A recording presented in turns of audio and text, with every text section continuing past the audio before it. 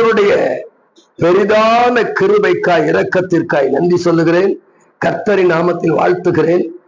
நான் தொடர்ந்து இப்போ நம்ம இயேசு இந்த உலகத்துல வந்து ரட்சிக்க வந்தார், உண்மைதான். பாவத்துல, சாபத்துல, மீறுதல்ல, வியாதியில எல்லாவற்றிலும் விடுவிக்க வந்தார். அது உண்மை, உண்மையே உண்மை. ஆனால் அவர் ஒரு 12 சீசர்களை தெரிந்து கொண்டார். பாத்தீங்களா? அதான் வாழ்க்கையிலே பெரிய மாற்றத்தை உண்டாக்கக்கூடிய ஒரு காரியம்.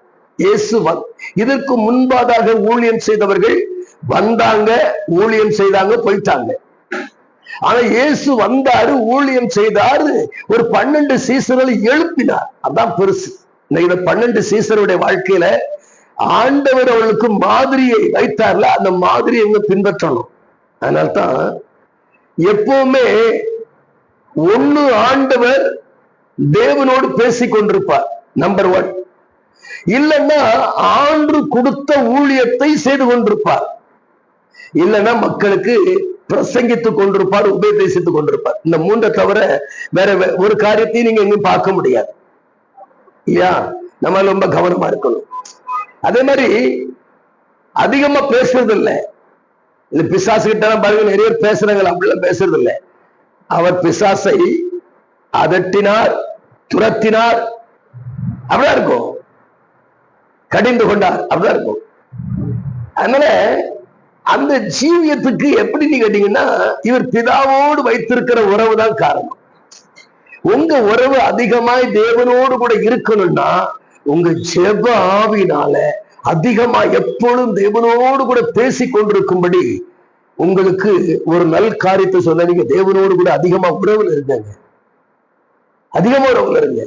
ஏன்னா இயேசுவானவர் அப்படி இருந்தார், பவுல் அப்படி இருந்தா, பேதுரு இருந்தாரு, அப்போஸ்தலர்கள் அப்படி இருந்தாங்க, அதிகமாய் தேவனோடு கூட பேசி உறவுல இருந்தாங்க. அதனால்தான் அவங்க ஜெப ஜீவியம் வாழ்க்கையை மாற்றி அமைக்க ஆரம்பித்தது. நான் தேவன் நோக்கி செய்யும் ஜெபங்களிலே, பவுல் சொல்றான், ரோமர் 15ஆம் அதிகாரம் 32ஆம் வசனம் சொல்றான், நான் தேவன் நோக்கி செய்யும் ஜெபங்களிலே நான் போராடுகிறது போல நீங்கள் என்னோடு கூட சேர்ந்து செய்யுங்கள், போராடுங்கள் அப்படின்றான். அப்ப ஜெபத்துல ஒரு போராட்டம் இருக்கா இல்லையா? நீங்க போராடி போராடி மேற்கொள்ளும் சிலர்லாம் நீங்க பாருங்க, போராடுறேன் போராடுறேன் போராடுறேன் போராடிட்டே இருக்கிறேன்றாங்க. போராடி மேற்கொள்ள வேண்டும். மேற்கொண்டால் தான் ஜெயம் எடுக்க முடியும். ஒரு வெற்றியுள்ள ஒரு வாழ்க்கை வாழ முடியும். காலம் பூரா போராடி போராடிக்கிட்டு இருக்க கூடாது. யோபு சொன்னதுனால யோபு 7:1 பூமியில போராட மனுஷனுக்கு குறிக்கப்பட்ட காலம் உண்டல்லவோ, குறிக்கப்பட்ட காலம், அந்த காலம் வரைக்கும் போராடிக்கிட்டே இருக்கிறேன்றான். அப்படி அல்ல, போராடி மேற்கொள்ள வேண்டும். அது பழைய ஏற்பாடு. இந்த புதிய ஏற்பாடுல போராடி மேற்கொள்ள வேண்டும். பவுல் மேற்கொண்டாரு, இயேசு மேற்கொண்டாரு, அப்போஸ்தலர்கள் மேற்கொண்டாங்க. நீங்களும் மேற்கொண்டு வாழணும். வெற்றி வாழ்க்கை வாழணும், சுகமான வாழ்க்கை வாழணும். சமாதானம், வீடுன்னு சொன்னா அந்த சமாதானம் இருக்கணும், சந்தோஷம் இருக்கணும், ஒரு மகிழ்ச்சி இருக்கணும். எப்ப வீட்டுக்கு போவோம்னு இருக்கணும். வீடா போலாம் அப்படின்னா வீட்டுல ஏதோ பிரச்சனை இருக்குன்னு அர்த்தம். அந்த பிரச்சனையை மாற்றுங்க, வீடு அமைதி கொள்ளும். நீதிமானுடைய கூடாரத்துல ரட்சிப்பின் கம்பீர சத்தம் உண்டாகும்.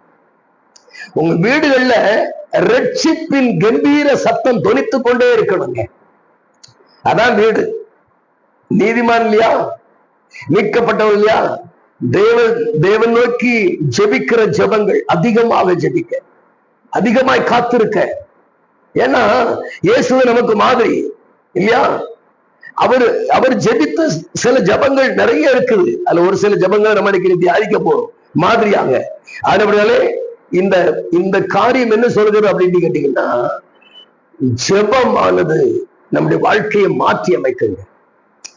அதனால்தான் அவர் மார்க் 1:35 அதிகாலை இருட்டோடு எழுந்து வனாந்தரமான ஒரு இடத்திற்கு போய் பிந்தி அவர் தனித்து ஜெபித்தார்னு இருக்கு. அப்ப நம்முடைய வாழ்க்கையிலும் அதிகாலை எழும்பணும். நீங்க திருமணமானவங்கன்னா 4 மணிக்கெல்லாம் எழும்பிடணும். வாலிய பிள்ளைகள் 5 மணிக்கு எழும்பணும். சிறு பிள்ளைகள் 6 மணிக்கு எழும்பணும். அப்படி ஒரு ஒழுங்கு வச்சு காலையில ஜெபம், இரவுல ஜெபம் நடத்தி பாருங்க, உங்க வீடே பரலோகமா மாறிடும். அப்படி செய்வீங்களா? நாம் ஜெபிப்போம்.